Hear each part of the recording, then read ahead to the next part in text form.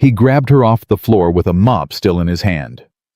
No hesitation, no permission. Just his arms catching a billionaire CEO before her skull hit the marble, and the first thing she said when she looked up at him wasn't thank you. It was, if you tell anyone about this, I will have you fired before sunrise. Marcus Reed looked down at the most powerful woman in the building, trembling, gasping blood at the corner of her mouth, and said the only thing a man who had already lost everything once could say. I've heard that cough before. And I watched the last person who said those words to me die in a hospital bed at 32. Drop your city in the comments right now. I want to see how far this story travels. Subscribe, because what happens next in this building will change the way you see power pride and what it really costs to ask for help. The mop hit the floor a half second before Marcus did. He crossed the room in 6 strides, no thinking, no hesitation, pure instinct, and got both arms under Victoria Sinclair at exactly the moment her legs gave out completely.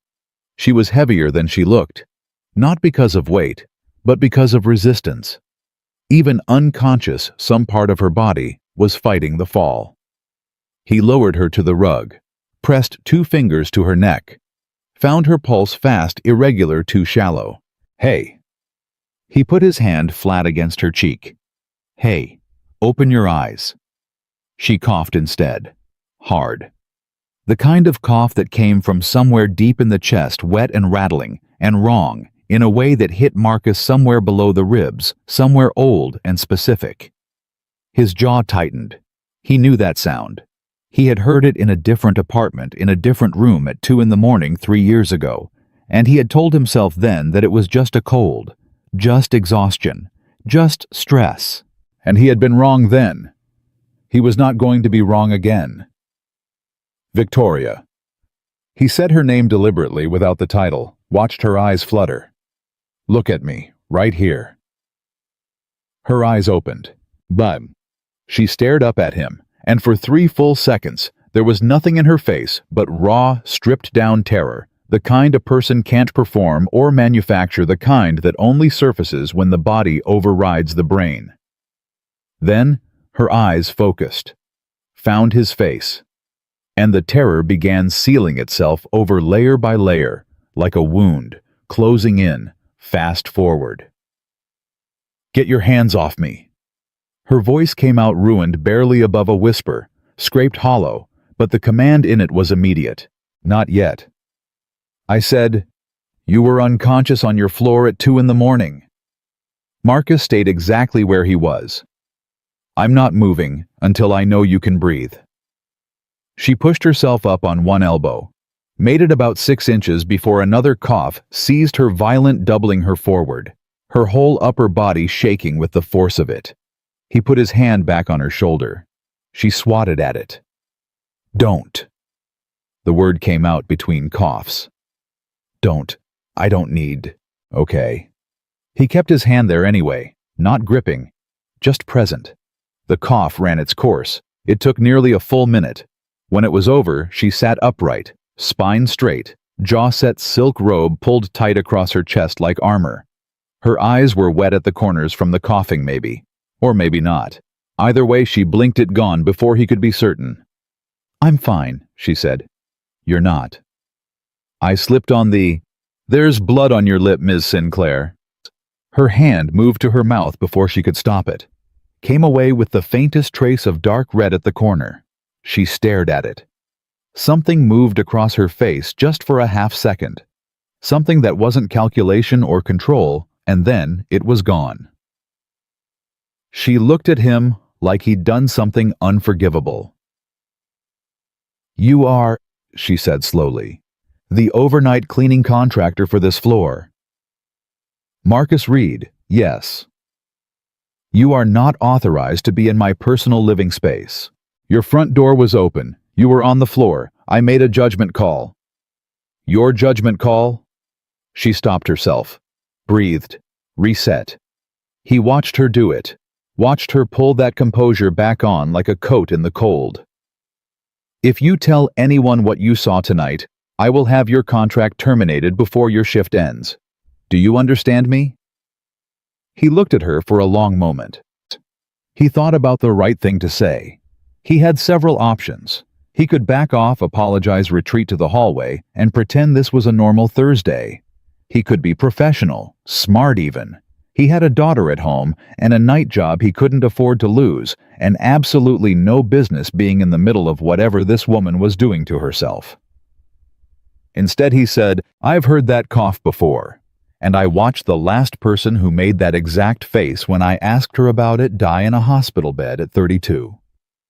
The room went completely still. Victoria Sinclair did not move. Marcus held her gaze. "You can fire me. That's your right.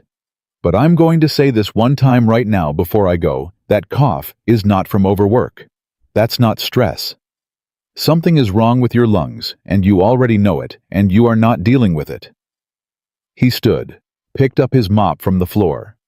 "That's all." He walked back toward the entryway. He had made it to the kitchen threshold when she spoke, and this time her voice was different. Not the CEO voice, not the armor. Something smaller. Something that sounded like it had been buried under 12 years of boardrooms and power suits.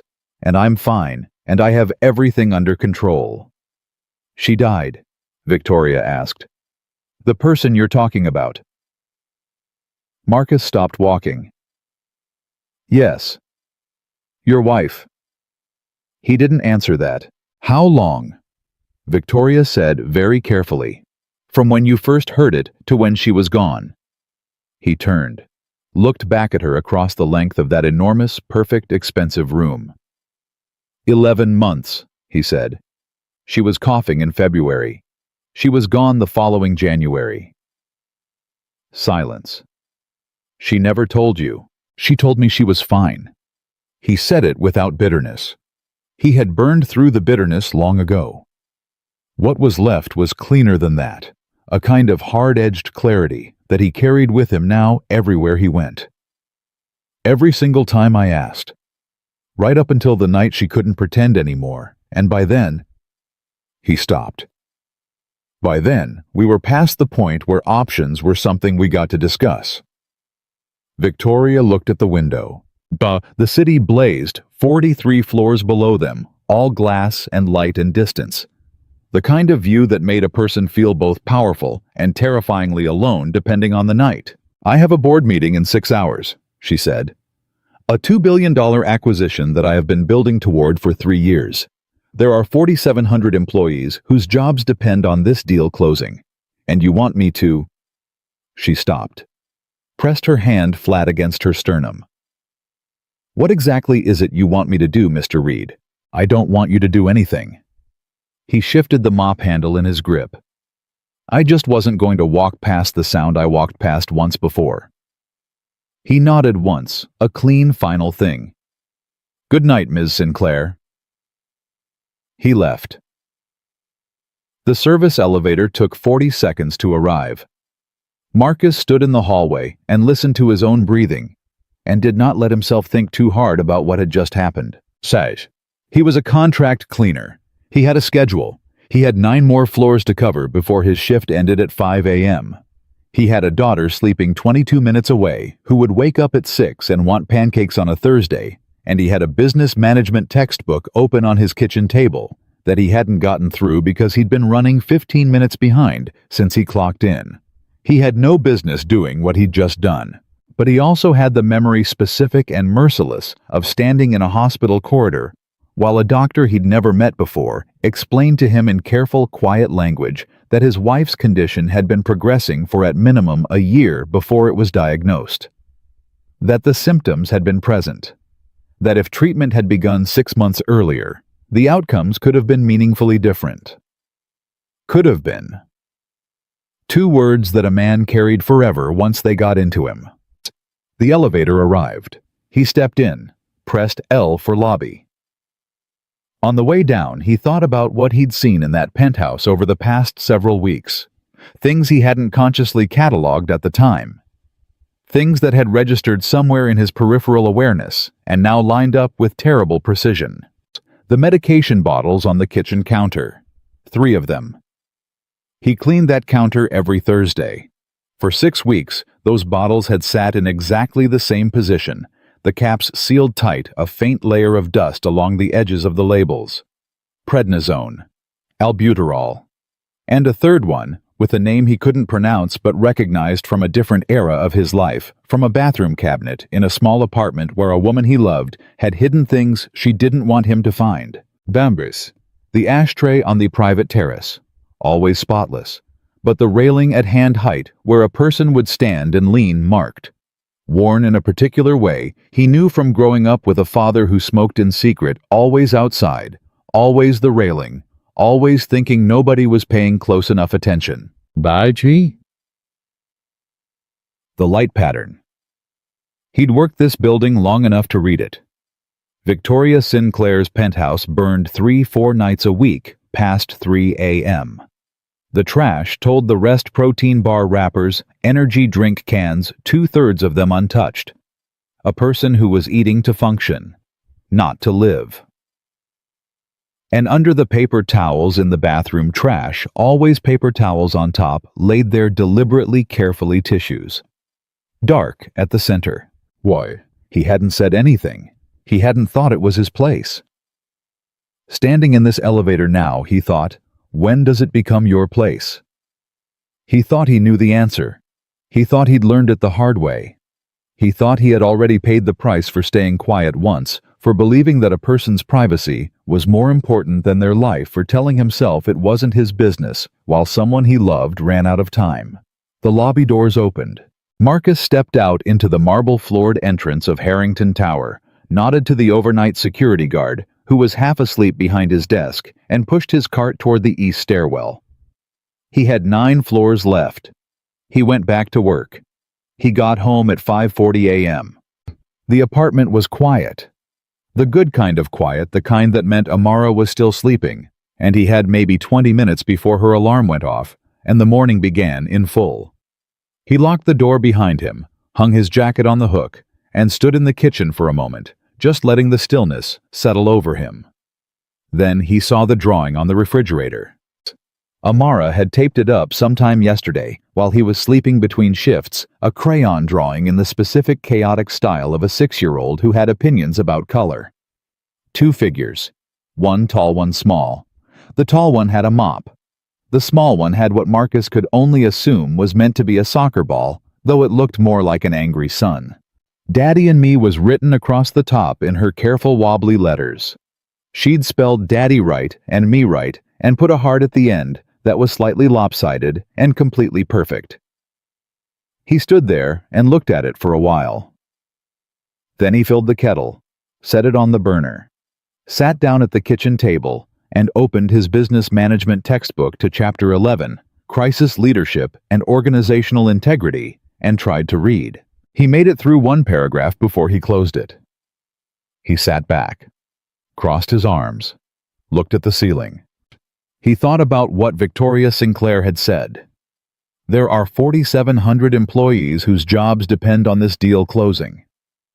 He thought about the way she'd said it, not as an excuse exactly, more like a load-bearing wall. Like she'd built her entire identity on the foundation of being necessary to that many people, and somewhere along the way, being necessary had replaced being alive as the thing she was optimizing for. He recognized that, not from boardrooms, not from billion-dollar acquisitions. From a different room, a different woman, a different version of the same story. I can't slow down right now, Marcus. People are counting on me. I'll deal with it when things settle. Things had not settled. Things had instead progressed to advanced, to aggressive, to words that closed doors faster than any of them were ready for. The kettle went off. He made his tea. He drank it standing at the window, watching the sky do that thing it did around 6 a.m. in the city. That slow, reluctant brightening, like the day itself, wasn't sure it was ready to begin. At 6:03, Amara's alarm went off down the hall. He heard her hit it twice. She always hit it twice. And then the sound of small feet on hardwood. And then his bedroom door opened, and she appeared in the frame with her hair completely vertical on one side, and Gerald the elephant tucked under her arm. "Daddy." "Right here." She crossed the apartment and pushed her face into his side. He put his arm around her. She smelled like sleep and the lavender shampoo he'd bought because it was her mother's brand, back when these things still mattered, in ways he was still figuring out how to explain. "You working again tonight?" she asked. Her voice was still half asleep. "Yeah, baby." "Same building." "Same building." She was quiet for a moment. Then, "Is the lady up there still sick?" Marcus went still. "Bang." He looked down at her. "What do you know about a lady being sick?" Amara shrugged, the way 6-year-olds shrug one shoulder entirely unconcerned. "You talk in your sleep sometimes. You said she's sick, and someone should tell her. Last week." He stared at her. "Do you want pancakes?" she asked. "Yeah," he said. His voice came out slightly rough. "Yeah. Pancakes. Bah." She unwrapped herself from his side and went to the cabinet for the mix with the efficiency of a person who had been doing this since she was 4. Marcus stayed at the window a moment longer. Someone should tell her. He hadn't known he'd said it out loud. But apparently, some part of him, the part that ran below words, below decisions, below the careful professional distance he maintained in that building, every single night had already made up its mind. The following Thursday, he arrived on the 43rd floor at 2:11 a.m. He expected silence. He expected to do his work and leave the same way he'd done it for 2 years. What he did not expect was to find Victoria Sinclair sitting on the kitchen floor. Not collapsed, not unconscious, just sitting, back against the cabinet, knees up, a glass of water in both hands, staring at the middle distance with the look of a person who had been sitting there long enough that she'd stopped being embarrassed about it. She looked up when he came in. Didn't flinch. "I owe you an apology," she said. No preamble, no build-up. Marcus set down his cart, looked at her. "You don't." "I threatened your job." "You were scared." "That's not an excuse." "I didn't say it was." He leaned against the counter across from her. "I said it was a reason. There's a difference." She looked at him with that evaluating expression running the numbers, but something in it had shifted since last week, like she was calculating something different now, something she didn't entirely have a formula for. "Your daughter," she said. "How old?" He blinked. 6. "What's her name?" "Amara." "That's..." Something softened at the edges of her voice. "That's a beautiful name." She named herself. Wouldn't answer to anything else starting around age 3. He paused. "The name on the birth certificate is Grace." Victoria laughed. It surprised both of them, came out short and genuine and young, like something that had been waiting a long time for an exit. "She sounds like someone I would have liked at that age." "She would have run your company by now." Another laugh, smaller, but real. The silence that followed was different from the silences before. Not tense, not strategic. Just 2 people in a kitchen at 2 in the morning, tired in different ways, carrying different weight, taking a breath. "I made an appointment," Victoria said. Marcus looked at her. "Pulmonologist, next week." She looked at her water glass. "I haven't been to a doctor in..." She stopped. "A long time." "Good.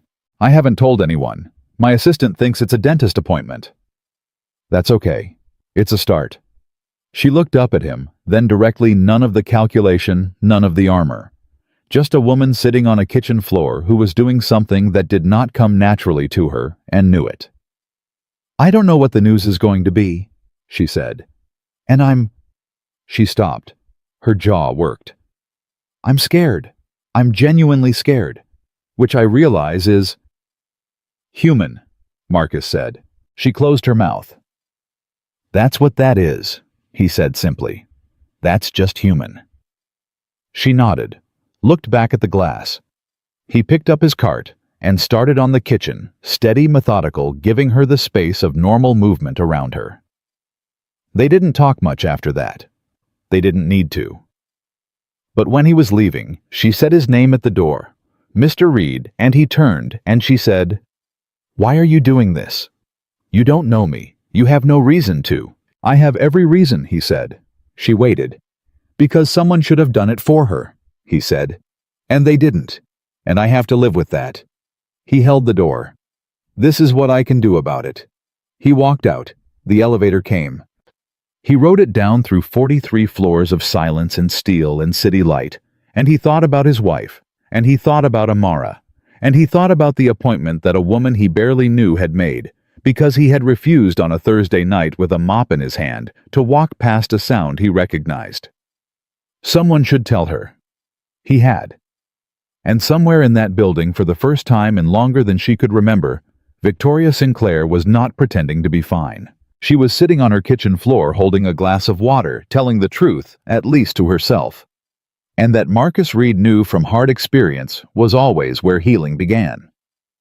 The appointment was on a Tuesday, and Marcus knew, because Victoria had told him the Thursday before, sitting on her kitchen floor with both hands around a water glass, her voice flat and careful, in the way voices get when a person is holding something fragile.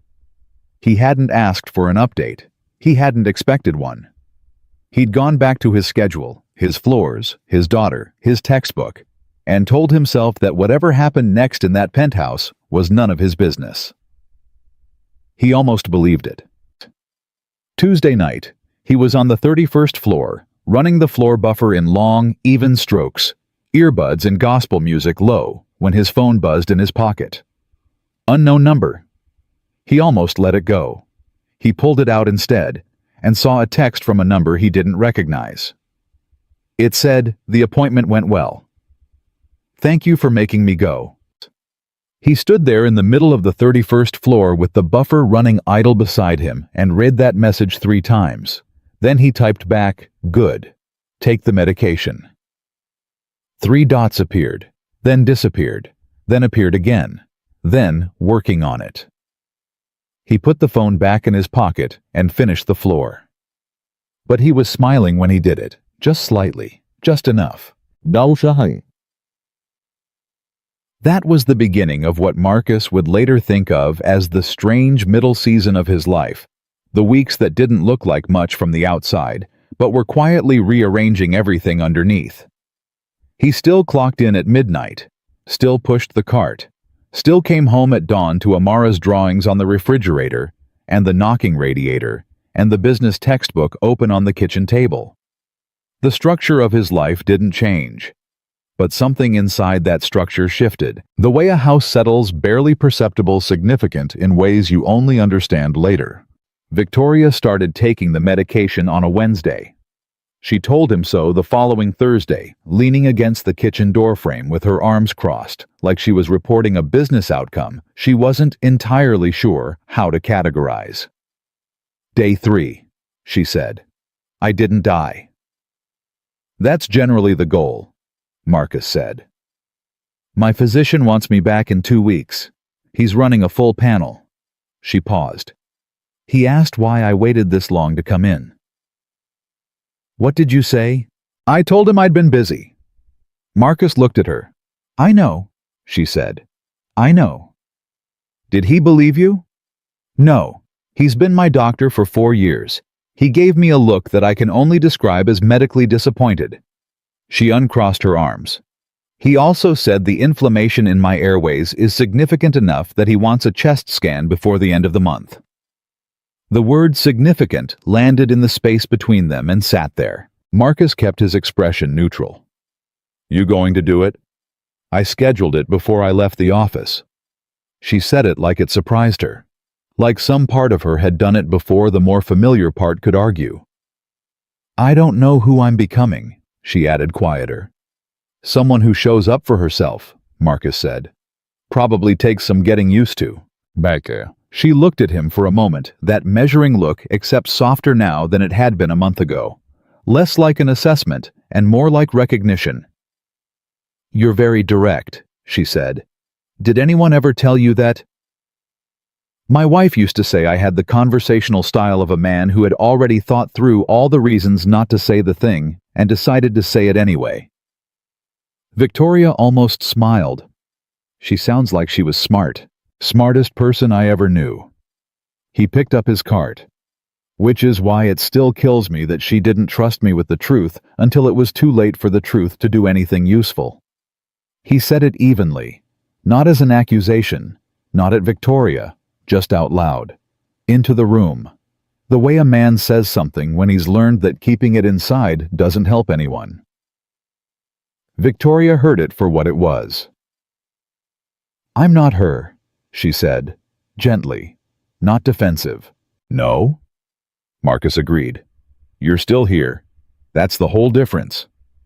He pushed the cart into the hallway and got back to work. 3 days later, at 11:47 p.m. on a Sunday, which was not his shift, which was not his floor, which was not in any professional sense. His phone rang. He was asleep. He'd been asleep for exactly 40 minutes after getting Amara down, which meant he came up from unconsciousness like a man surfacing from deep water, disoriented and already reaching for the phone before he was fully awake. Unknown number. Same one. He answered. "The scan is tomorrow," Victoria said. No hello, no preamble, just those 5 words and then silence on her end so complete he could hear the city behind it, distant, indifferent 43 floors below her. Marcus sat up, pressed the phone to his ear, looked at the dark of his bedroom. "Okay," he said. I'm not calling for anything specific. She stopped.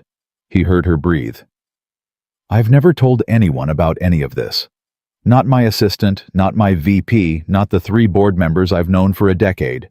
Nobody." Another pause. "I don't entirely know why I'm telling you." "Because I already know," he said. "There's no performance required with me." A long silence. "That's exactly it," she said. She sounded almost startled, like he'd named something she'd been circling for weeks without being able to land on it. "I spend every single day performing for someone. Investors, employees, press the board. Even my friends, if I'm being honest, even the people I'm closest to, there's still a version of me I'm managing, an image I'm maintaining." Her voice dropped. "I don't know how to turn it off. I don't know if I remember how." "You turned it off sitting on your kitchen floor," Marcus said. She was quiet. "That was the real version," he said. "I didn't think less of you.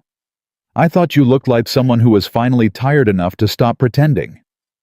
She said nothing for long enough that he checked the phone to make sure the call hadn't dropped. "Mom, then. My mother used to say that the most dangerous thing a woman in power can do is let anyone see her bleed." Her voice was careful around the memory, handled. She built a whole life around that idea. How'd that work out for her? A beat. Then something that wasn't quite a laugh, more like a breath that briefly forgot to be sad. She died alone in a beautiful house with a lot of people at the funeral who barely knew her. She paused. She was 58. "I'm sorry." She would have said she had no regrets. "Do you believe her?" "No." The word came out quickly, without deliberation, like it had been sitting right at the surface waiting for someone to ask. "No, I don't. I think she had more regrets than she knew how to count, and the only way she knew to deal with that was to keep moving fast enough that they couldn't catch up." Marcus sat in the dark of his bedroom and listened to that. "You sound like you know that strategy," he said. The silence that followed was answer enough. "Get some sleep," he said. "The scan is a fact-finding mission. It's not a verdict. Facts you can work with. Not knowing is what kills you." She exhaled, long and slow. "When did you get this wise?" "I'm not wise. I just paid a very expensive tuition for these particular lessons." He leaned back against the headboard. "You're going to be okay tomorrow." "You don't know that." "No?" he agreed. But I know you walked into a doctor's office when you didn't want to, and you scheduled a scan when you were terrified to, and you called a man you barely know at midnight because you needed to say it out loud to someone. That's not a woman who isn't going to be okay." Another long pause. "Good night, Mr. Reed," she said finally. "Good night, Miss Sinclair." She hung up. He set the phone on the nightstand and lay back down and stared at the ceiling for 20 minutes before he could get back to sleep. The scan results came back 10 days later. The TIA. Marcus was on the 43rd floor on a Thursday, his regular shift 2 a.m. routine, when Victoria came out of the bedroom holding a single sheet of paper, the way a person holds something they'd rather not be holding. Her face was arranged the way he'd learned to read by now, outwardly composed, something sharp and frightened, running just beneath the surface. She crossed the room and held the paper out to him. He took it, read it. He'd spent enough time in medical waiting rooms to understand what he was reading. Enough time listening to doctors explain things in careful, quiet language. The words moderate to severe and chronic inflammation and early-stage fibrosis were not words he was unfamiliar with. They were not good words. But they were also not the worst words. He had heard worse words. He had heard words that closed doors completely. These words left doors open. He folded the paper, handed it back to her. "Your doctor already called you," he said. "It wasn't a question. An hour ago, he was—" She stopped, cleared her throat. "He was kind about it, which somehow made it harder." "What's the treatment plan?" "Aggressive respiratory therapy. The medication I'm already on adjusted. And," she set the paper on the table face down, "complete cessation of smoking. Immediately. Not reduced. Gone." "How long have you been smoking?" She looked at the window. 12 years, give or take. "Started when?" A pause that was its own kind of answer. "When I started the company," she said. "First investor pitch that fell through. I was 22. I bummed a cigarette off someone outside the building because I needed something to do with my hands, and I didn't know how else to stand up straight after that." She crossed her arms over her chest. "I told myself it was temporary." "How many a day?" I'm not a pack-a-day person. I never was. That's the thing." She turned from the window. It was always hidden. Always controlled. 10-15 minutes on the terrace. Never around anyone. Never at work. Never at events. Never where a camera could reach. I managed it the way I manage everything, which apparently means I managed it straight into lung damage without anyone knowing it was happening. Marcus let that settle. "Your board doesn't know," he said. "Nobody knows. Not a single person in my professional life." She said it flatly. "And it has to stay that way." He looked at her. "I mean it," she said. "The acquisition I told you about, the $2 billion deal, it's in the final stage. Closing in 6 weeks. If any word gets out that the CEO has a respiratory condition, the other party will use it as leverage. The board will use it as leverage. There are 3 people on that board who have been waiting for an opening like this since my 2nd year."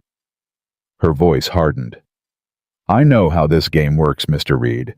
I've watched it happen to other people. The moment they sense vulnerability, they move. So you're going to keep hiding it. I'm going to keep managing it. While it gets worse. While I treat it." She held his gaze. "I am taking the medication. I am doing the therapy. I am stopping smoking today was the last one. I made that decision this morning. I am doing everything the doctor said to do. But I am not—" Her voice was steel now completely. "I am not handing those men the weapon they've been looking for."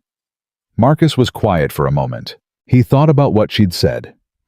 He thought about it honestly, the way he tried to think about difficult things, not from the position of what he wanted to be true, but from what was actually in front of him.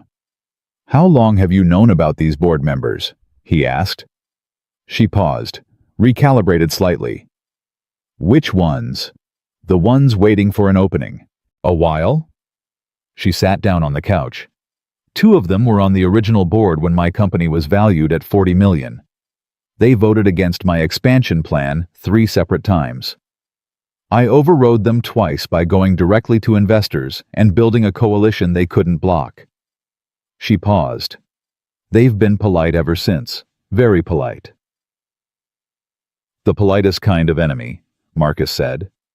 She looked at him sharply, like the phrase landed somewhere precise. Yes, she said. Exactly that. Do you have anyone you trust inside that board?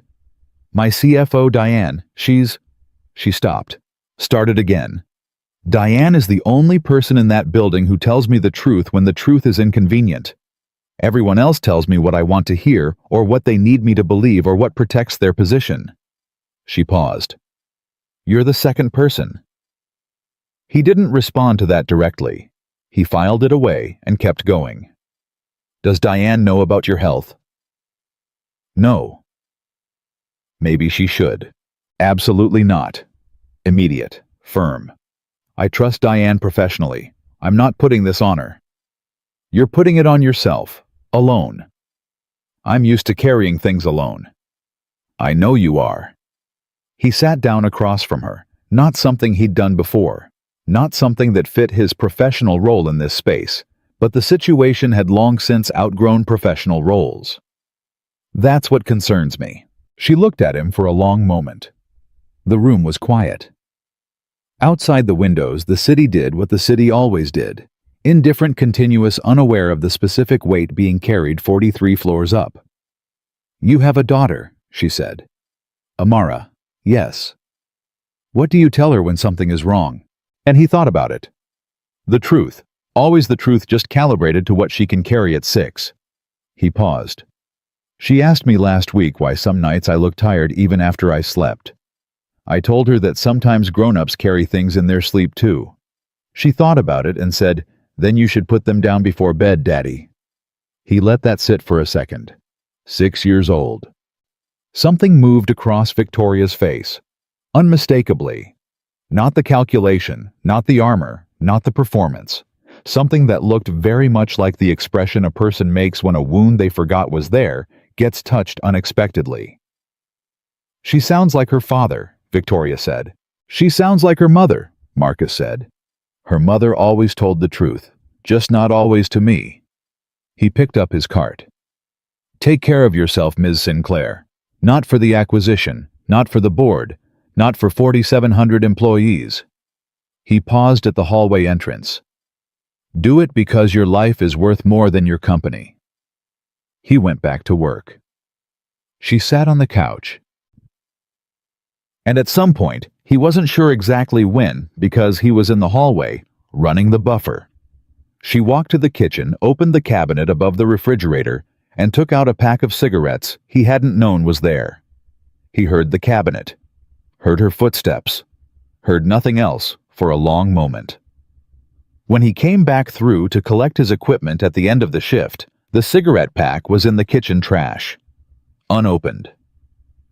He didn't say anything about it, but when he was loading the cart back into the service elevator, he pulled out his phone and sent a single text to that unknown number.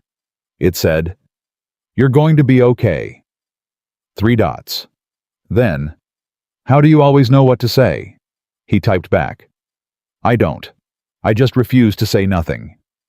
He rode the elevator down. In the lobby, the overnight guard was half asleep as usual, chin nodding toward the desk. Marcus pushed the cart past him, out through the service corridor, and stood for a moment in the loading bay in the pre-dawn cold.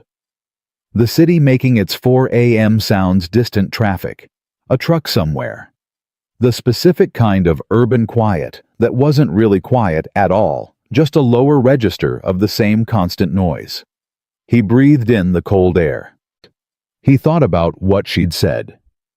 Those men have been waiting for an opening. He thought about the specific way she'd said it, not with paranoia, but with the flat certainty of a person describing geography they have mapped very carefully over a long time. He thought about board members who stayed polite, who waited, who collected information, who watched for cracks in the structure and said nothing, and smiled at the quarterly meetings, and voted in favor of everything in public and made different plans in private. He'd grown up in a neighborhood where he'd learned young to identify exactly that kind of patience in people. The patience of men who wanted what you had and were willing to wait for the moment you looked away. He'd learned to take that kind of patience seriously. He went home. Sigh. Amara was still asleep. He checked on her. The door opened just wide enough, Gerald the elephant still under her arm, and went to the kitchen and sat down at the textbook. Chapter 13. Now, Internal Governance and the Ethics of Leadership. He'd been working through it slowly, one night at a time, fitting 30 minutes here and 40 minutes there between shifts and pickups and everything else that constituted his life. He read the chapter. Wow! He read it the way he read things lately, not just for the test, not just for the management certificate he was working toward, but because the material had started feeling relevant in ways that reached past the classroom. The chapter talked about fiduciary responsibility and conflicts of interest, and the specific ways that governance structures could be weaponized against the very leaders they were designed to support. It talked about how boards that prioritized control over competence had destroyed more successful companies than any market downturn in history. He closed the book at 6:45 a.m. when Amara's alarm went off. She came out of her room with her hair sideways and Gerald under her arm, and walked directly into him, pressed her face against his chest, said nothing, just stood there. He put his arms around her. "Good morning, baby." "Is it morning?" she said, muffled against his shirt. "Technically." She made a sound of profound disagreement. "Pancakes," he offered. She separated from him and looked up. "Blueberry. We have blueberries." She nodded with the solemnity of a person making a serious executive decision and went to the cabinet. He watched her drag the step stool over and reach for the pancake mix with the efficient confidence of a 6-year-old who had been doing this long enough to have a system. She was wearing socks with small cats on them. Her hair was a catastrophe. She was the most serious, most competent, most completely herself person he had ever known in his life. He thought about what Victoria had said. "Do you tell her when something is wrong?" "Always," he had said, "always the truth." He stood in his kitchen watching his daughter make pancake mix with focused, matter-of-fact purpose, and he thought about a woman 43 floors up in a building 22 minutes away who had spent 12 years choosing the performance over the truth, who had built something extraordinary and real out of that choice, who was now sitting with a medical report and an unopened pack of cigarettes in a trash can, and 3 board members who smiled at her face and sharpened their knives when her back was turned. He thought, "She is not going to make it through this alone." He thought, "That is not your problem, Marcus. That is not your floor." He thought, "Tell me one time in your life that line of thinking worked out." Amara put the blueberries in, stirred them in with great seriousness. "Daddy," she said without looking up. "Yeah." "Are you going to help the sick lady?" He stopped. "What?" "The sick lady, from the tall building." She looked up at him, spatula in hand, entirely matter-of-fact. "Are you going to help her?" He stared at his daughter. "How do you know about—" "You said her name in your sleep again." She turned back to the bowl. "You said Victoria, and then you said someone has to tell them, and then you made a sound like you were worried." She paused. "You always make that sound when you're worried about someone and you don't know what to do about it yet." Marcus stood very still in his kitchen at 6:52 in the morning. His 6-year-old daughter stirred blueberry pancake batter and waited for his answer with the patience of someone who had already decided she wasn't in a hurry because she already knew what he was going to say. "Yeah," he said finally. "I'm going to help her." Amara nodded, set the bowl down, pulled the pan from the cabinet. "Good," she said. "That's what Mommy would do." Marcus Reed stood in his kitchen in his small apartment with the knocking radiator and the drawings on the refrigerator and the business textbook on the table, and felt the particular sensation of a decision making itself not being made, not being chosen, but simply arriving. Complete. Already real. He was going to pay attention. He was going to stay close. Button. And if those board members were doing what Victoria feared they were doing, if they were moving in the dark, sharpening their patience into something with an edge, Marcus Reed, who had grown up reading the patience of men who wanted what others had, was going to see it coming. He didn't know yet what he would do about it. But he was going to see it. He poured the first pancake. Outside, the city moved into mourning, vast, indifferent, unaware of the small kitchen and the child with cat socks and the man who had just made the kind of quiet, unremarkable total commitment that changes everything. Amara looked up at the pan with absolute focus. "More blueberries next time," she said. "More blueberries," he agreed. The call came at 9:14 on a Wednesday morning. Marcus was asleep. He'd been asleep for exactly 3 hours after his shift, which meant he came up fast, an ugly heart already going before his eyes opened. He grabbed the phone off the nightstand, without checking the screen. Something happened.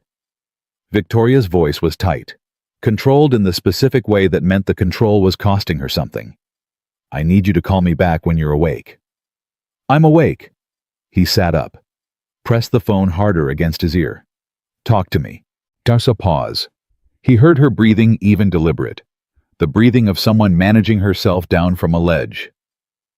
"Last night, after the board's pre-acquisition review, I went back to my office to get something I'd forgotten. My executive assistant had already gone home. The building was mostly empty." Another pause. "The door to the conference room wasn't fully closed, and 2 of my board members were still inside." Marcus waited. "They didn't hear me come back in," she said, "and I heard enough." He was fully awake now, completely. "What did you hear?" "Richard Holt and Gerald Mercer." She said the names the way people say the names of things they've known were dangerous for a long time. They were talking about the acquisition, about me. Her voice didn't waver, but he heard what was underneath it. Not fear exactly. Something harder and colder than fear. Fury. The specific fury of someone who has just had a suspicion they hoped was wrong confirmed as fact. Richard said, and I am quoting this exactly because I stood in that hallway for 4 minutes, and I have a very good memory, he said. "She won't make it through the close. I've seen the signs for months. When she goes down, we invoke the succession clause and take the deal to completion ourselves. The acquirer doesn't need to know there was a transition." Marcus sat completely still. Gerald said, "What if she doesn't go down in time?" Victoria continued. Her voice was absolutely flat now. The flatness of a person reading from somewhere inside themselves where emotion had been temporarily suspended in favor of pure function. And Richard said, "Then we help her along. We've been building the file for 8 months. If we need to use it before the close, we use it." The room was silent. "Marcus?" She said his name, and something in it cracked open just slightly. Just for a second, the smallest fracture in the surface before it sealed again. "They've been building a file on me. For 8 months. That means since before I collapsed in front of you. Since before I saw the doctor. Since before any of this." Her voice went quieter. "They already knew something was wrong. And instead of saying a word to me, they documented it. They were waiting." He exhaled slowly, thought about what she'd said to him weeks ago, the politest kind of enemy. He thought about his own words back to her. He thought about the chapter in his management textbook about governance structures being weaponized. He thought about men who waited with the patience of people who had decided the outcome and were simply watching for the moment to collect it. "Where are you right now?" he asked. "My office, door locked." "Have you told Diane?" "Why?" A pause. "Not yet." "Victoria." He hadn't used her first name before without the title. It came out differently that way, direct, unguarded, the way you'd speak to someone you were genuinely worried about. "You need to tell Diane today, before this goes any further. If I tell Diane..." If you don't tell Diane, you walk into that boardroom in 6 weeks with 2 people who have been building a case against you for 8 months, a medical file they can deploy whenever they choose, and nobody standing next to you who knows what's actually happening. He kept his voice even. That's not managing the situation. That's walking into a room where the furniture has already been moved to trip you. Silence. You don't understand how this works, she said. But she said it without conviction, like she was handing him the objection to see what he'd do with it. I understand that no one wins a fight they're fighting alone when the other side has been organized for 8 months. He got up, moved to the window, looked out at the morning. You told me I was the second person in your professional life who tells you the truth when it's inconvenient. The first was Diane. You need Diane in this. Another long silence. Then, okay. Just that. One word. Okay, he said back. I'll call her this morning. Good. And Marcus.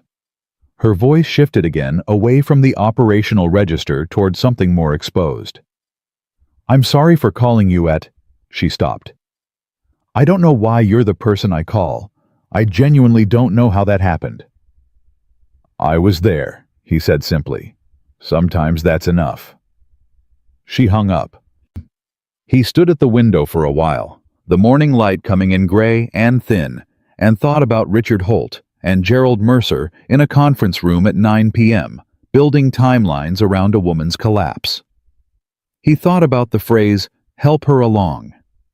He thought about what that meant, the specific anatomy of it, the ways powerful men in expensive suits helped things along when they wanted an outcome they couldn't manufacture cleanly. He got dressed, made coffee, sat down at the table. Bessie. He had a shift that night starting at midnight. He had 11 chapters left in the management textbook before his certification exam in 3 weeks. He had a parent-teacher conference for Amara on Friday, and a car that needed an oil change, and approximately 47 things that constituted his actual life. He opened the textbook to chapter 14. The chapter was titled, Hostile Governance Recognizing and Responding to Internal Power Seizures. He read every word, 3 floors below the penthouse at 11:23 that same morning. Diane Cho, CFO of Sinclair Group for 7 years, the woman Victoria had once described as the only person in the building who told her uncomfortable truths, sat across from her CEO in a locked office and did not speak for a full 30 seconds after Victoria finished talking. Victoria had told her everything, not a curated version, not a managed disclosure. Everything. The coughing, the collapse, the diagnosis, the medication, the cigarettes, the scan results, the conference room, the 8 months, the file. Richard Holt's exact words delivered in the flat, precise voice of someone who had repeated them enough times in their own head that they came out clean. Diane sat with all of it for 30 seconds. Then she said, "How long have you been carrying this alone?" Victoria opened her mouth, closed it. "That's not a rhetorical question," Diane said. Her voice was not unkind. It was not soft either. It was the voice of a woman who had built a career on looking at numbers that told uncomfortable stories and saying so clearly. You've been sick. You've been hiding it. You've been treating it alone. And now you've discovered that 2 members of your board have been mapping your deterioration and waiting for optimal extraction timing. She paused. How long have you been doing this by yourself? Months, Victoria said. How many months? Since February. Diane closed her eyes briefly, opened them. It's October, Victoria. I know. 8 months. I know. The same 8 months they've been building their file. Diane leaned forward. Do you understand what I'm telling you? They knew before you were ready to know, or they suspected, and they made a strategic decision to document rather than intervene. Her voice dropped. That's not a governance dispute. That's a predatory action against the CEO of a company they have a fiduciary obligation to serve. She sat back. We can fight this, but not if you keep operating like you're alone in it. Something moved across Victoria's face. The same fractional shift Marcus had learned to recognize the specific look of a person hearing a thing they had needed to hear for a long time and feeling the weight of all the time they'd spent not hearing it. There's someone, Victoria said, who helped me get here, to this conversation. Diane raised an eyebrow. The overnight cleaning contractor for the 43rd floor. Victoria said it straight. No apology, no framing. His name is Marcus Reed. He found me on the floor in February. He's the one who made me see the doctor. He's the reason I'm having this conversation with you right now instead of managing everything alone until it killed me. Diane stared at her. He also, Victoria continued, has a business management background that is significantly more applied than his current job description suggests. And he has better instincts about people than anyone I've paid $250,000 a year to for the last decade. Diane was quiet for a moment. A cleaning contractor. Yes. Who talked a billionaire CEO into going to the doctor and telling her CFO about a boardroom coup? In essence. Diane looked at the ceiling briefly, then back at Victoria. I want to meet him. That seems, Victoria paused, reasonable. Tonight, Diane said. Can you arrange that? Victoria picked up her phone. Marcus was asleep for the second time that day, legitimately deeply asleep, the kind of 3-hour recovery sleep that a man who works midnight to 5 a.m. earns when the text came through at 2:47 p.m. He read it twice. My CFO wants to meet you. Tonight, before your shift. She says she has questions about what I've told her, and she'd rather hear from you directly. I said I'd ask. You can say no. He lay there for a moment looking at the ceiling. Then he typed, What time? The response came back in under 10 seconds. 7 p.m. The building lobby. I'll have you cleared through security. He put the phone down. He lay there another minute. Then he got up, showered. Ironed the one good shirt he owned that wasn't his work uniform. Picked Amara up from aftercare at 5:15. Fed her dinner. Got her set up with her coloring books and the babysitter from next door, who charged $15 an hour, and drove to Harrington Tower. He arrived at 6:58. Diane Cho was already in the lobby. She was 52 years old, compact and precise-looking, wearing a charcoal blazer with her reading glasses pushed up on her head, and she was standing with the particular posture of a person who arrived early as a matter of principle. She looked at Marcus when he came through the door, took him in completely the way people who are good at their jobs take people in, and crossed to him. Marcus Reed, she said. Ms. Cho. She shook his hand, firm, brief. Victoria told me you've been watching out for her since February. I've been paying attention, he said. There's a difference. She looked at him for a moment.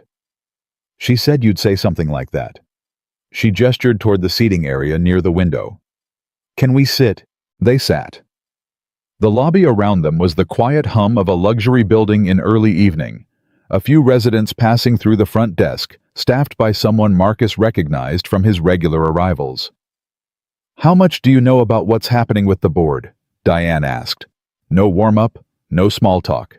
I know about Holt and Mercer, he said. I know about the file. I know about the succession clause and the 8 months. He paused. I know enough to know she can't go into the close of this acquisition without someone watching what those two are doing. Diane studied him. You have a management background? Working on one. Night program at the community college. Certification in 3 weeks. Before that, 14 years working in building operations and facility management. I've watched a lot of people in a lot of buildings. He met her gaze directly. You learn things about how organizations work from the outside that people inside sometimes can't see. Like what? Like the fact that the people who smile the most in public meetings are frequently the people doing the most deliberate damage in private ones. He paused. And like the fact that a leader who isolates herself because she doesn't trust anyone creates exactly the kind of vacuum that men like Holt and Mercer know how to fill. Diane didn't respond immediately. She looked at him the way she'd looked at him when he walked in, completely carefully, but now there was something additional in it. Something that looked like recalibration. She trusts you, Diane said. I know. Do you understand how unusual that is for her? I think so, She hasn't trusted anyone with something this personal in 12 years. Diane leaned forward slightly. Not since the company was small enough that trust was still a thing she could afford. She paused. What did you do that made her do it? Marcus thought about that. About a kitchen floor. About a phone call at midnight. About a pack of cigarettes in a trash can. About the specific weight of refusing to say nothing when saying nothing was the easier thing. I didn't look at her like a problem to manage, he said. And I didn't look at her like a risk to avoid. He paused. I just looked at her like a person. Diane sat back, was quiet for a long moment. Here's what I need from you, she said. And I want you to understand I'm asking this because Victoria is one of the most capable people I have ever worked with, and I am not going to watch two opportunists with good suits dismantle what she built while she was too sick and too proud to ask for help. Her voice was even, precise, each word placed deliberately. I need to know if you've seen anything from your access to that building that I should know about. Anything at all. Patterns, behavior, people coming and going at hours that don't fit the story they tell in board meetings. Marcus was still. He thought about what he knew, about what he'd seen, about the things that a man who cleaned the 43rd floor every Thursday night and moved through this building quietly for 2 years had collected without ever meaning to. I've seen some things, he said. Tell me. He told her. It took 40 minutes. When he was done, Diane sat very still for a moment. Then she reached into her bag, took out a small notebook, actual paper, actual pen. The kind of CFO who didn't trust certain things to devices, and said, Start over. I need dates. He started over. With dates. At the same time, 11 floors up in her office, Victoria Sinclair sat at her desk with the medical report face down in front of her and a legal pad covered in her own handwriting. She'd been writing for an hour. Not a business document, not a strategy memo. Something else, something she hadn't done since she was a teenager in her mother's house, writing in the only place that was entirely her own. She was writing the truth, not for the board, not for investors, not for the acquisition file or the quarterly report or the press statement she'd never allowed her PR team to issue about anything real. Just the truth. For herself, on paper. Where it couldn't be managed or curated or walked back. She wrote about being 22 outside a failed investor meeting with a borrowed cigarette. She wrote about the first time she made $1 million and felt nothing except the need to make $2. She wrote about sitting in doctors' waiting rooms and walking out without making appointments for 3 years in a row. She wrote about her mother's house and the beautiful funeral and the people who barely knew her and the regrets that traveled too fast to catch. She wrote about a man with a mop catching her before she hit the floor. She wrote, He looked at me like I was a person. I don't know when I stopped being one to the people around me. I think it was gradual. I think I helped it along.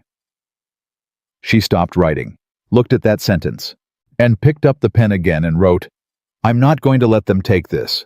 Not Holt, not Mercer, not the acquisition, not the company, not the 12 years. But I'm also not going to keep winning at this cost. There has to be another way to win. She put the pen down. Her phone buzzed. A text from Diane. Still with your friend. He is not what I expected. Call me when you can. She almost smiled. Then her phone buzzed again. Different number. Her executive assistant. And the message made her go completely still.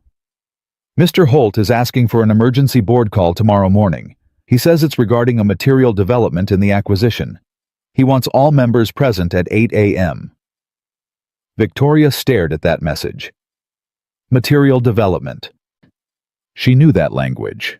She'd written that language into board protocols herself 7 years ago when she was building the governance structure of a company she thought she could control. Material development was the specific phrase that triggered the emergency assembly provision. It was the phrase you used when something had changed that required immediate collective action.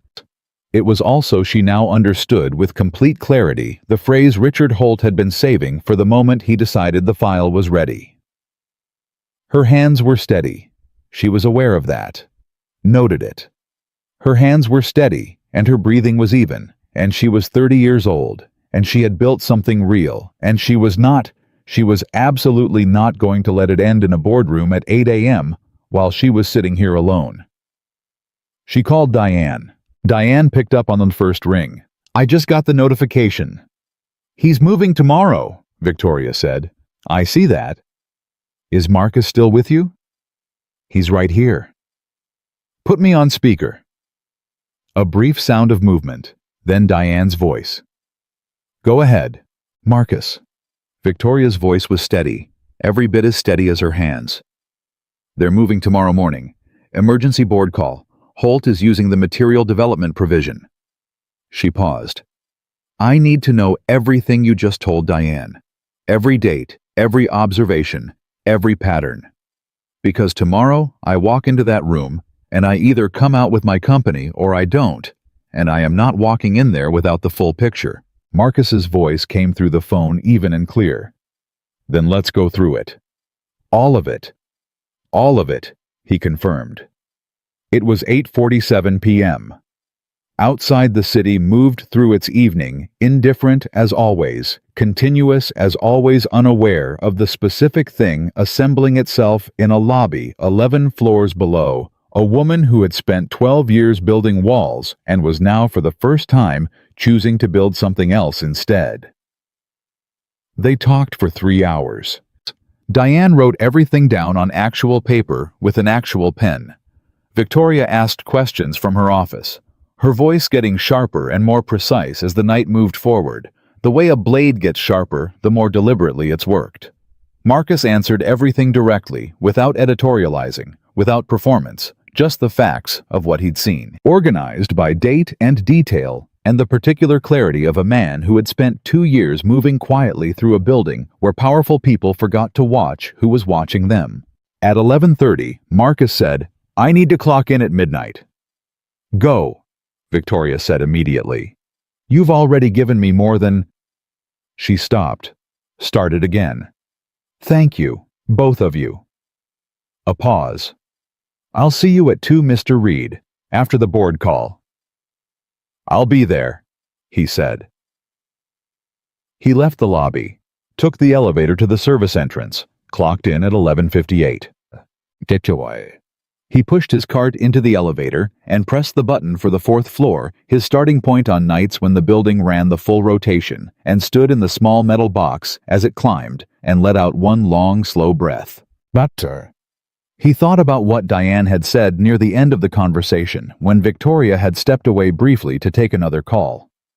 She'd looked at Marcus across the lobby table with her notebook in her lap and said quietly, "She's stronger than she knows. She always has been. The problem is she's been using that strength to hide instead of to fight." She'd paused. "You changed that." "She changed it," Marcus had said. "I just refused to look away." Diane had written something in her notebook. He hadn't asked what. The elevator opened on the 4th floor. Marcus Reed stepped out with his cart, adjusted his earbuds, turned the gospel music low, and began. He had 8 hours until 8 a.m., until the room where everything either held or broke open. He worked. He always worked. It was the one thing that had never left him, not through grief, not through exhaustion, not through the long years of raising a daughter alone, and studying by night and watching himself fall further from the life he'd imagined and closer to the life that was actually his. The work stayed. The movement of the cart, the rhythm of the floors, the gospel music low in his ears, like a hand on the shoulder from somewhere beyond the reach of whatever this night was going to cost. He moved through the building floor by floor. And 11 floors above his cart's starting point, Diane Cho was on her computer sending encrypted documents to an attorney she trusted absolutely. And 43 floors above the lobby, Victoria Sinclair was standing at her window, looking out at the city she had conquered and nearly destroyed herself. Conquering, holding a legal pad covered in her own handwriting, and the first true account of her own life she had written since she was a girl. And across town, in a 2-bedroom apartment on the 4th floor of a building that smelled like someone else's. Cooking, a 6-year-old named Amara was asleep with her arm around Gerald the elephant, dreaming whatever children dream, when the people who love them are out doing the hard, unglamorous, necessary work of keeping the world from breaking apart. The night held. For now. Part 4. Choosing courage over perfection.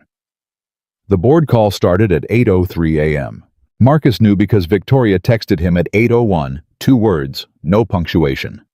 They're starting. He was on the 37th floor, running the buffer earbuds out phone in his breast pocket, where he'd feel it vibrate. He'd been on the 37th floor since 7:40 deliberately. Close enough to the service elevator that he could move fast if he needed to.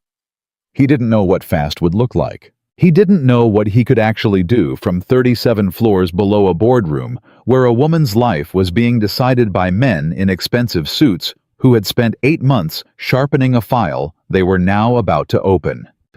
He kept the buffer moving. Steady strokes. Even pressure. His phone vibrated at 8:09. He pulled it out.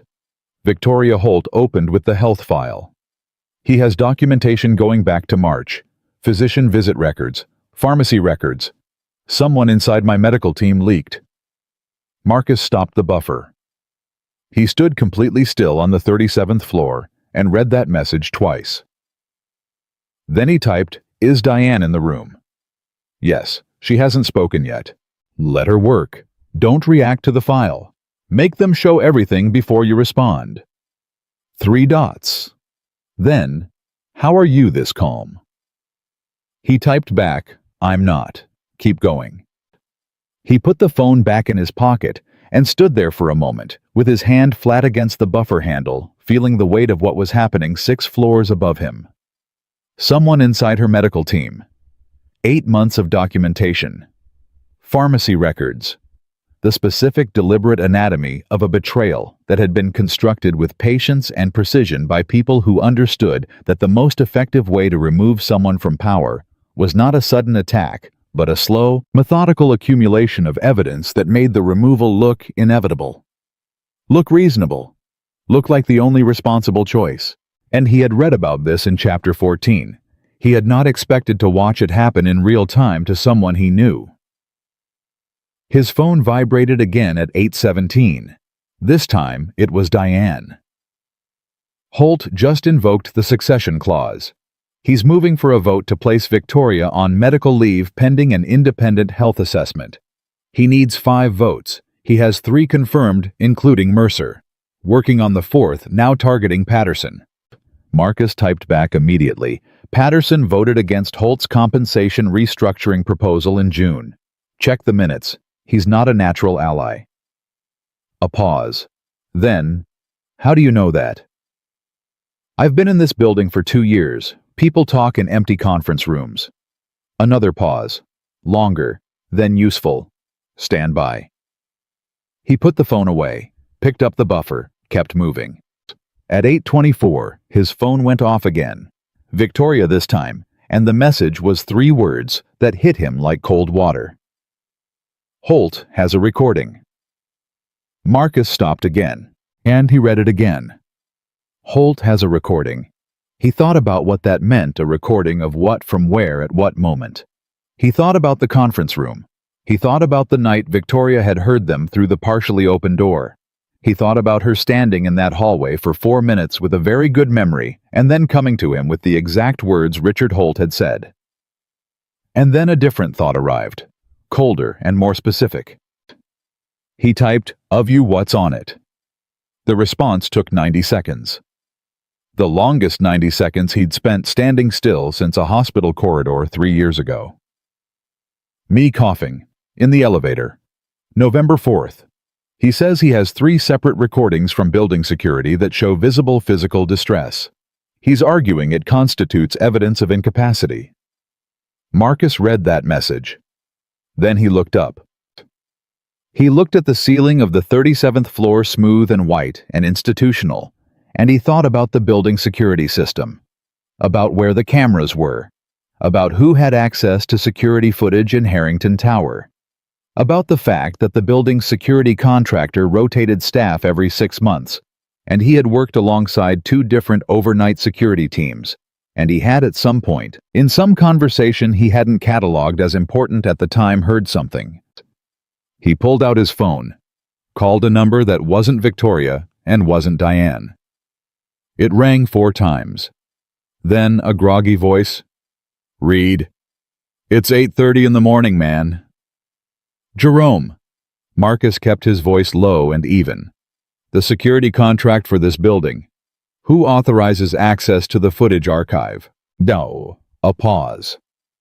Jerome was the building's previous overnight security lead, retired from the role 8 months ago, replaced during one of the contractor rotations.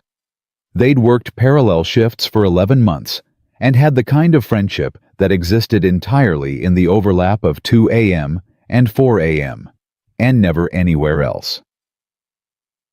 "Building management and the owner's representative," Jerome said, more awake now, picking up something in Marcus's voice. "Why? Can board members of a resident company request footage?" "Not directly. They'd have to go through building management. There'd be a formal request on file." A pause. "Marcus, what's happening?"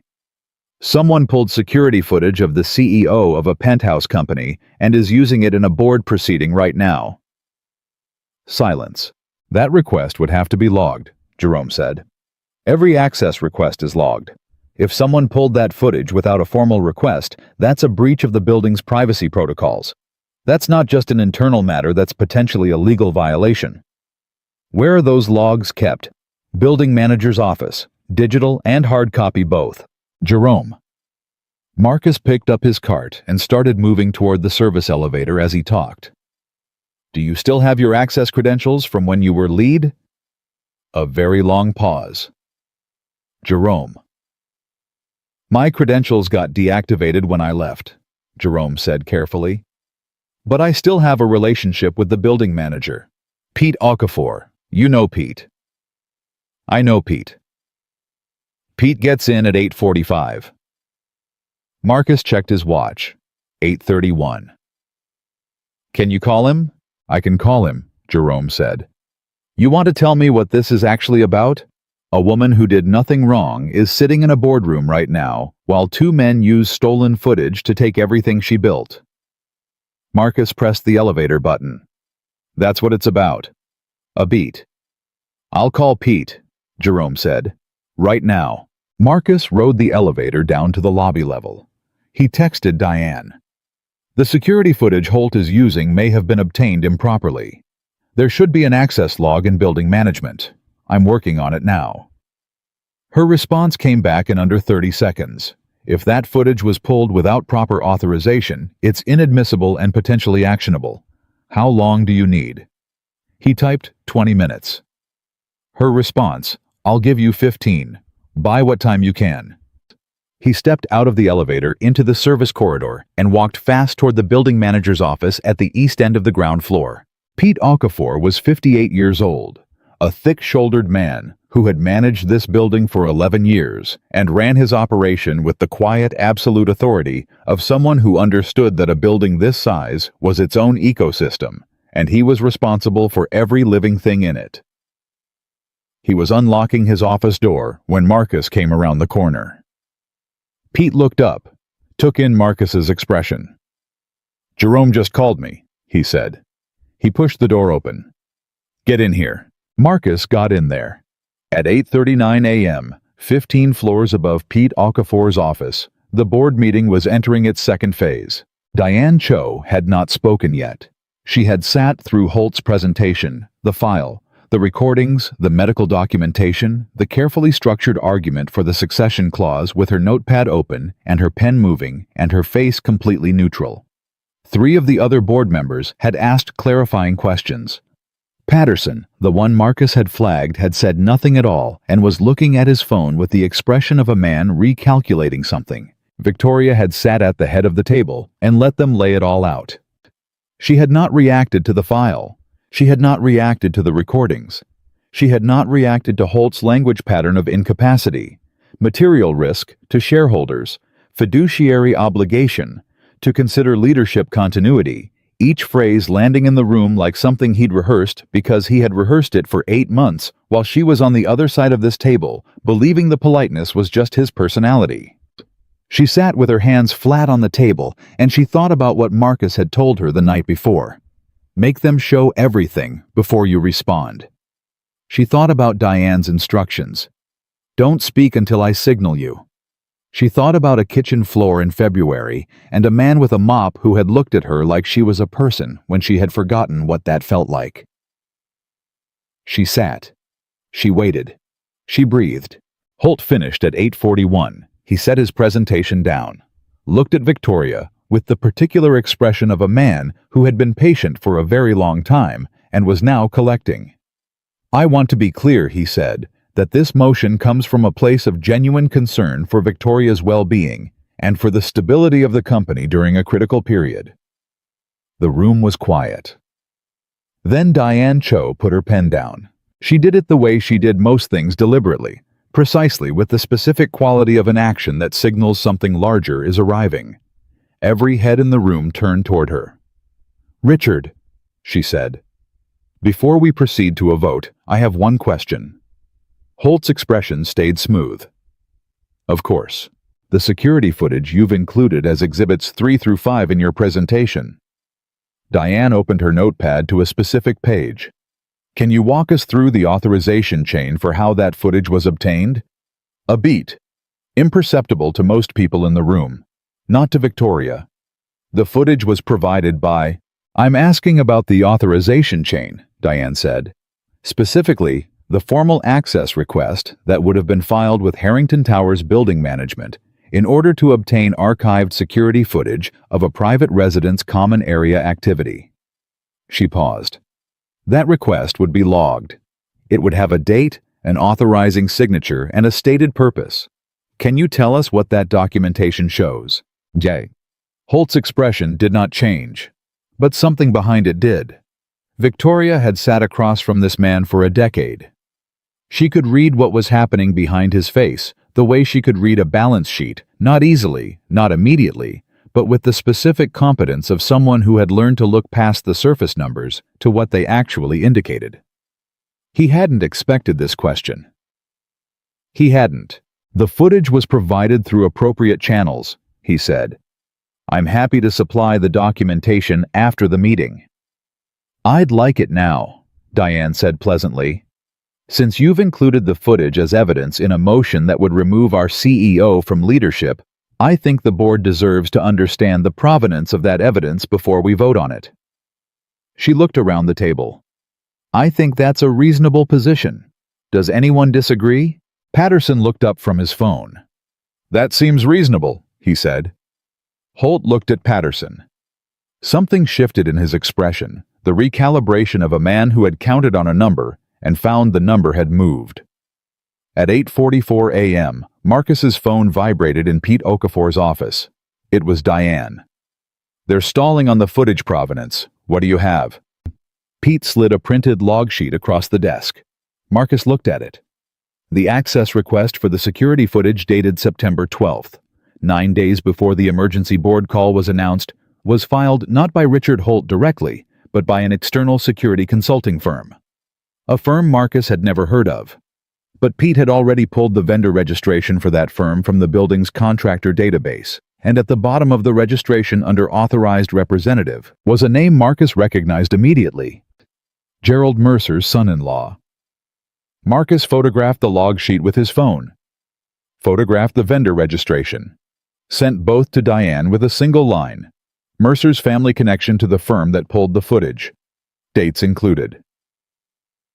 He looked at Pete. Can I get a signed statement from you confirming the log is authentic? Pete was already pulling a piece of building letterhead from his drawer. You want it notarized.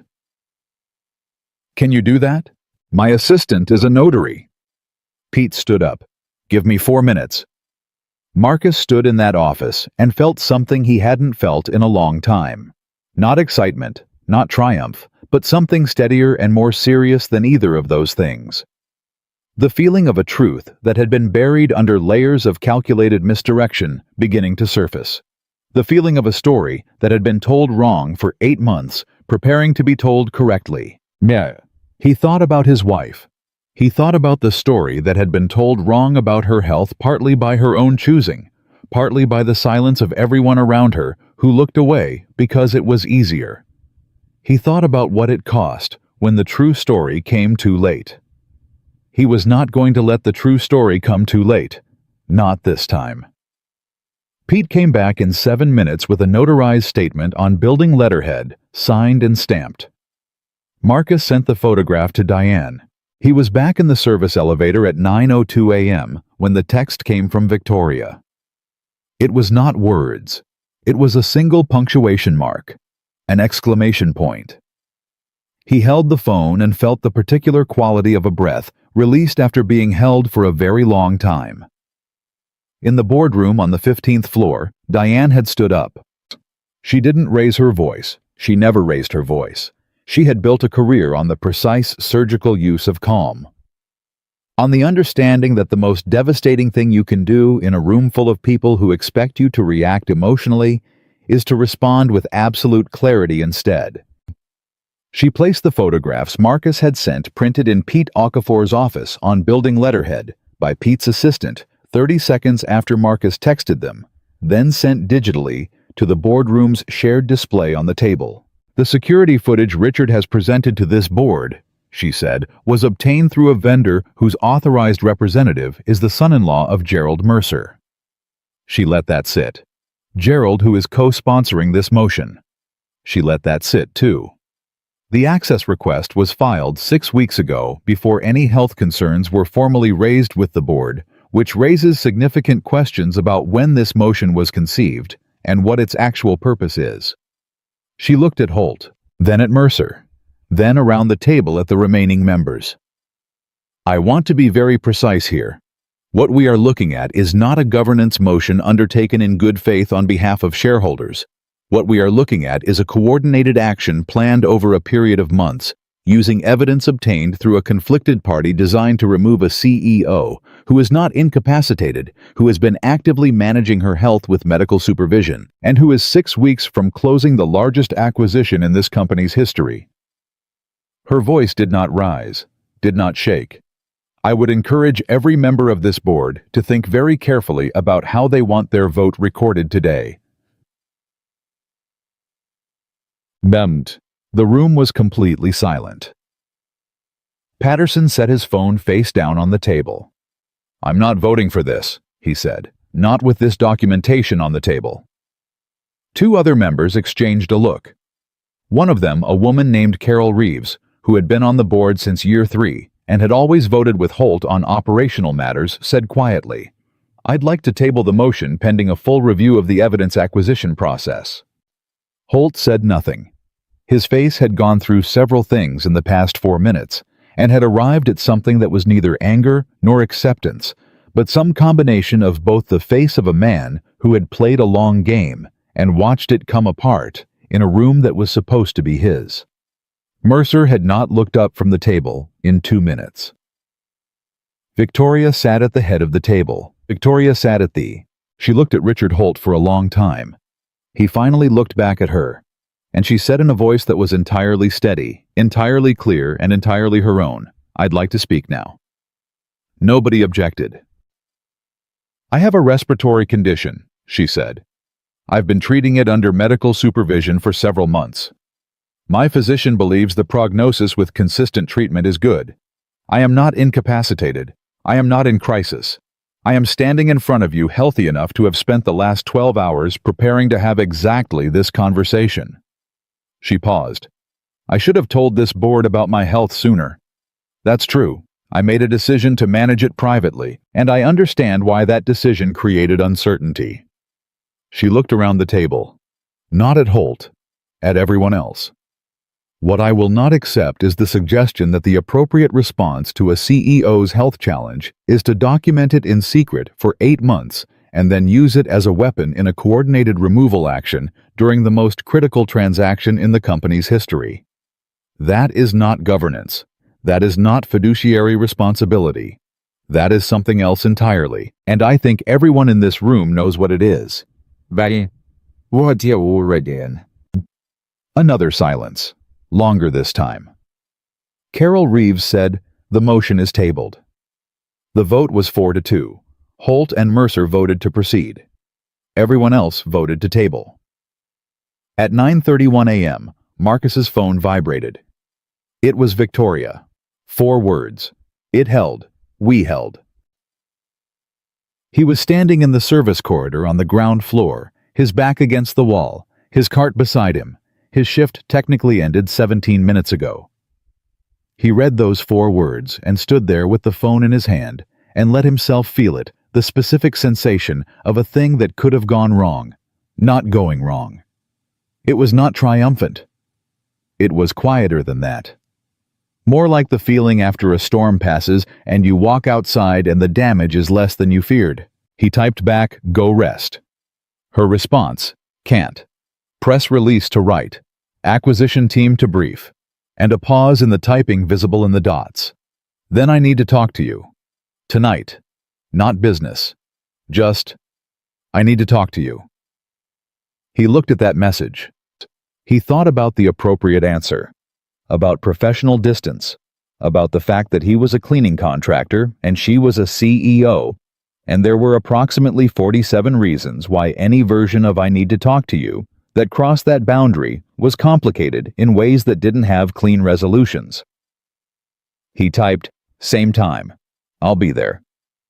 He pocketed the phone, and he pushed his cart to the equipment room, clocked out, walked to his car in the building's staff lot, and sat behind the wheel for a moment in the thin October morning light, both hands on the wheel, not driving yet.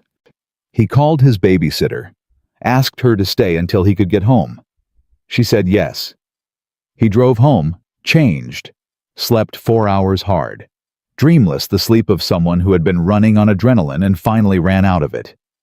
He picked Amara up at 3:15. Heard about her day in detail. There had been an incident involving a juice box and a boy named Devin, which was apparently Devin's fault entirely, and Amara had opinions about it.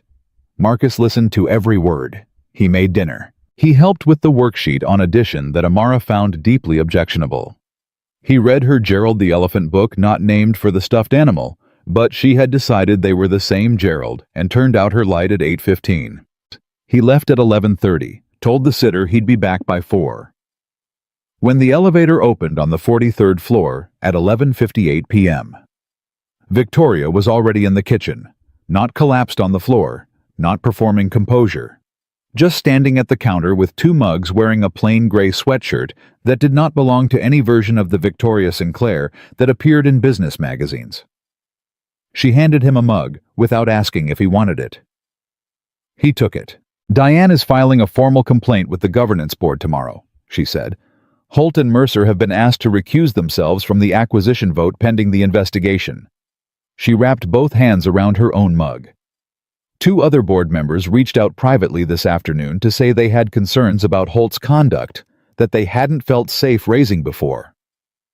"They never do," Marcus said, "until it's safe." "No?" She looked at him. "I spent the whole day thinking about what you said.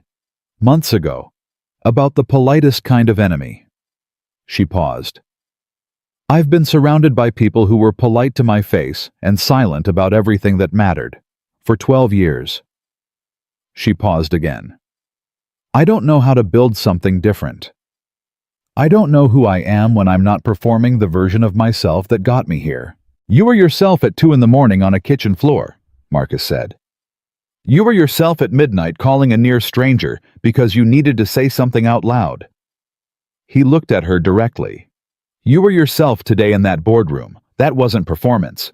That was you." She looked at the mug in her hands. "My doctor called this afternoon," she said. "The last set of inflammation markers came down. The medication is working." She said it quietly, like she was still learning how to hold good news without immediately deflecting it. "He said if I maintain the treatment plan, the fibrosis may not progress. He said he actually said I caught it in time." Marcus felt something ease in his chest, something that had been held tight since February. "Good," he said, and meant it completely. "Marcus." She looked up. Her eyes were direct, unguarded.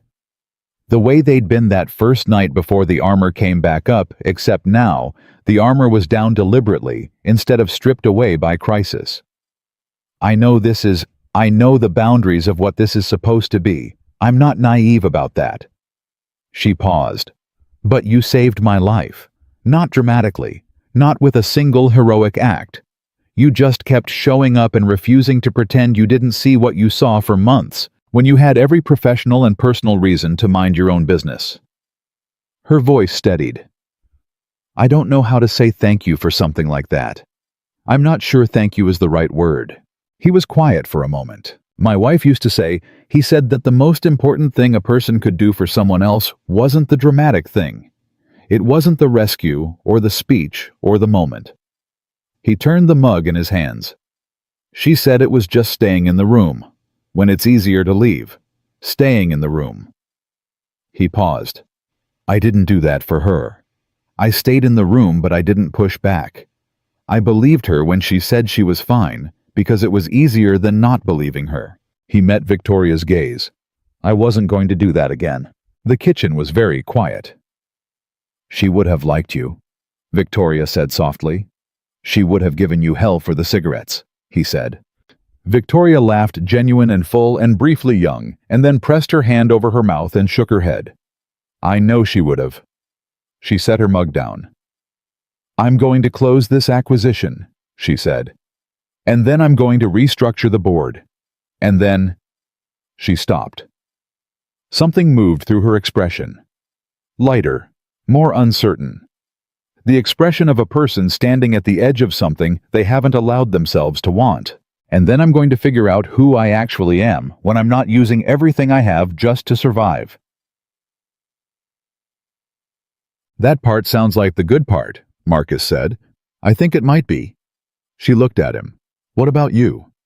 What does the next part look like for you? Better training. He thought about Amara in her room with Gerald the elephant. He thought about the management textbook and the certification exam in 3 weeks. He thought about the conversation he'd had with Diane in the lobby, and Diane's expression when he'd finished walking her through what he'd observed over 2 years in this building, and the things she'd said very carefully at the end. Have you ever thought about what you'd do with this skill set in a different context? He hadn't answered her that night. He wasn't ready. But standing in this kitchen holding a mug of coffee at midnight in the apartment where a woman had been on the floor in February and was now standing upright and clear-eyed and starting to figure out who she was on the other side of crisis. Marcus Reed thought about Amara's drawing on the refrigerator, the tall figure and the small one, and the wobbly heart at the end.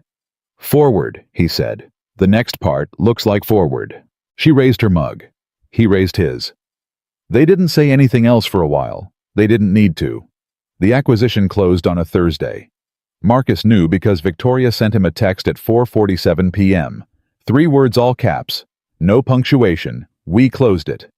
Then immediately after a second message, 2,400,000,000. Final number. Diane is crying. I have never seen Diane cry in 7 years.